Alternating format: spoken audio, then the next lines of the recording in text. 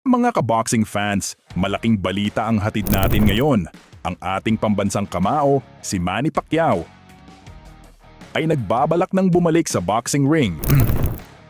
Ayon sa mga pinakabagong reports, nakapagkasundo na si Pacquiao at si Mario Barrios para maglaban sa WBC welterweight title.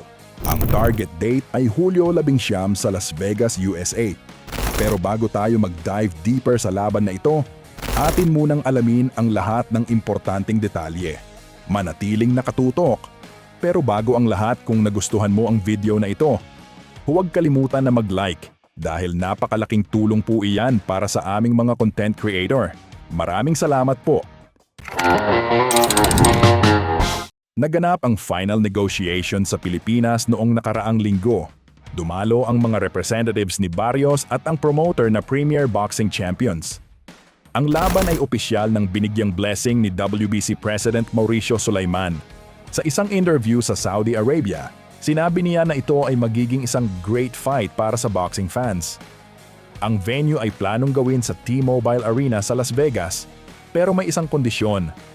Gusto muna ni Manny na hintayin ang resulta ng Mayo 12 eleksyon sa Pilipinas bago gawin ang final announcement.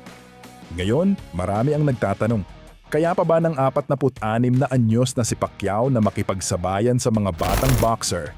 Ayon sa kanyang camp, feeling pa rin ni Manny na kaya niyang mag-compete sa top level. Ang plano niya ay magkaroon lamang ng 30 araw na training camp. Pagkatapos ng eleksyon, pupunta siya sa USA para mag-train kasama si Freddie Roach sa Wildcard Gym. Ang goal, hindi lang isang laban, gusto niyang magkaroon ng 2 hanggang 3 laban bago mag-retire. Posibleng hanggang 2027 pa natin makikita si Pacman sa ring. Alam niyo ba na gusto sana ni Pacquiao na dito sa UAE gawin ang laban? Dahil second home niya ang Dubai, mayroon siyang golden visa dito. Noong Enero, nagkaroon pa siya ng meeting sa Abu Dhabi Sports Council para pag-usapan ang posibilidad ng fight sa UAE. Pero sa ngayon, mas pinili ng promoters na sa Las Vegas muna gawin ang laban. May mga plano rin si Manny na magtayo ng boxing museum at academy dito sa Dubai sa mga susunod na taon. Kahit anong mangyari, hindi matatawaran ang legacy ni Manny Pacquiao sa boxing. Siya ang nag-iisang 8 division world champion sa kasaysayan ng boxing. Nanatili siyang world champion sa 4 na magkakaibang dekada, mula sa 1900 at 1970 hanggang 2020. Kung matuloy ang laban na ito, magiging ika-30 taon na niya sa professional boxing. Isipin nyo, nagsimula siya noong 16 na taong gulang pa lang siya noong 1995.